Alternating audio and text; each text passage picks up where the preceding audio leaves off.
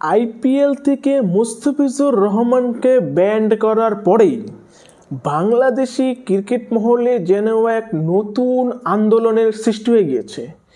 এমনকি বাংলাদেশি ক্রিকেট প্রেমীরা, এমনকি সাংবাদিক, ক্রিকেট যারা চালায় তারাও এখন দাবি করছে যে তারা ইন্ডিয়াতে বিশ্বকাপ খেলতে আসবে না। মানে এখন নতুন একটা ঝামেলার সৃষ্টি হয়ে গেছে, যেখানে আইসিসি, বিসিসিআই এবং বাংলাদেশের যে বোর্ড বিসিবি তিনজনের মধ্যে।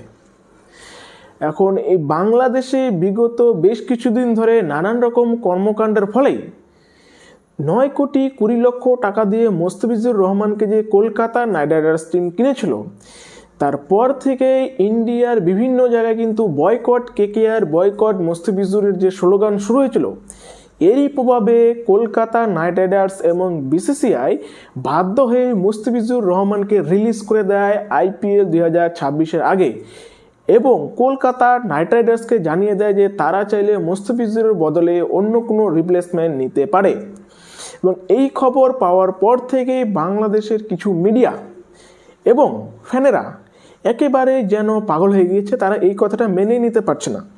কিন্তু মজার বিষয় হলো যে বাংলাদেশের এই মিডিয়া, এমনকি বিসিবির যারা সেখানকার চালায়, তারা কিন্তু কিছুদিন আগে বলছিল যে মুস্তাফিজুর উচিত নিজের দেশকে বেশি প্রাধান্য দেওয়া, এই যে আইপিএল লিগ নয়, সেটা হচ্ছে পরের কথা, সেটা যাওয়ার কথা। কিন্তু এখন হলো যখনই মুস্তাফিজুর রহমানকে আইপিএল থেকে ব্যান করে দিল, তখনই এখন বিসিবির এখন মনে হতে লাগলো যে বাংলাদেশি প্লেয়াররা, এমনকি বাংলাদেশি ফ্যান যারা বাংলাদেশ থেকে ইন্ডিয়াতে ক্রিকেট দেখতে আসবে, এবং বাংলাদেশি মিডিয়া, তারা ইন্ডিয়াতে সেফ নয়। এবং তার জন্য বিসিবি চাইছে বাংলাদেশের যে ম্যাচগুলো রয়েছে বিশ্বকাপে, সেগুলো শ্রীলঙ্কাতে হোক। আর যদি শ্রীলঙ্কাতে না হয়, তাহলে তারা এই বিশ্বকাপটাকে বয়কট করবে। মানে এই বিশ্বকাপ তারা টিভিতে দেখবে না, এই বিশ্বকাপে তারা প্লেয়ার পাঠাবে কি পাঠাবে না, খেলবে কি খেলবে না, সেটা এখনও জানি না। কিন্তু তাদের যে মিডিয়া হাউসরা রয়েছে, তারা বলছে যে আমরা এই বিশ্বকাপ বয়কট করব। যেই সকল চ্যানেলরা এইসব বিশ্বকাপ সম্প্রচার করবে, আমরা তাদের বিরুদ্ধেও কিন্তু ঘোরতর আন্দোলনে নামবো।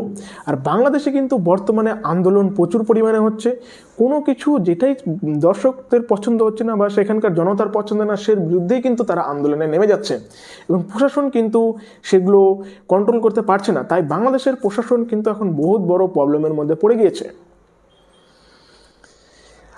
আবার অন্যদিকে কিন্তু আইসিসির যে শিডিউলে কখন, কোথায়, কার সাথে কার ম্যাচ হবে, দিনে হবে না রাতে হবে, মঙ্গলবারে হবে না বৃহস্পতিবারে হবে, সব কিছু সিদ্ধান্ত কিন্তু অলরেডি নিয়ে নেওয়া হয়েছে। এবং সেই শিডিউল তৈরি হওয়ার আগেই ইন্ডিয়া, পাকিস্তান এবং পাকিস্তানের যে সকল ম্যাচ এই বিশ্বকাপে হবে, সবগুলোই হওয়ার কথা আছে শ্রীলঙ্কাতে। তাই এখন বিসিবি বলছে যে পাকিস্তানের মতন আমাদেরও ম্যাচগুলোকে এবার শ্রীলঙ্কাতে নিয়ে চলে যাও, আমরাও আমাদের যে ম্যাচগুলো রয়েছে সেগুলো শ্রীলঙ্কাতে খেলবো। তা না হলে আমরা এই বিশ্বকাপ সেটা বয়কট করব। এখন দেখার বিষয়, এ নিয়ে আইসিসি এবং বিসিসিআই কী প্রতিক্রিয়া জানায়। বুঝতে পারছি না, হঠাৎ করেই রাজনীতির মতন এখন খেলার মাঠেও নানান রকমের তালবাহানা, নানান রকমের কিছু শুরু হয়ে গিয়েছে। এখন দেখার বিষয় আইসিসি, বিসিসিআই এবং বিসিবি তিনজন মিলে কি সিদ্ধান্ত নেয়, সেটাই হচ্ছে এখন দেখার বিষয়। এরকমই নিউজ পাওয়ার জন্য চ্যানেলটিকে সাবস্ক্রাইব করে রাখো। আর চ্যানেলে নতুন হলে অবশ্যই চ্যানেলে একটা লাইক দেবা ভিডিওটিতে। আর ভিডিওটি কেমন লাগলো অবশ্যই কমেন্ট করে জানাও। তোমার নিজের মতামত জানাবা যে তুমি কি চাও, এই বিসিসিআই কি বিশ্বকাপটাকে বয়কট করা উচিত, নাকি ইন্ডিয়াতে খেলতে আসা উচিত, নাকি শ্রীলঙ্কায় গিয়ে খেলা উচিত, তিনটার মধ্যে কোনটা করা উচিত বিসিসিআই সেটা, বিসিবির সেটা অবশ্যই কিন্তু তোমরা কমেন্ট করে জানাবা। ধন্যবাদ।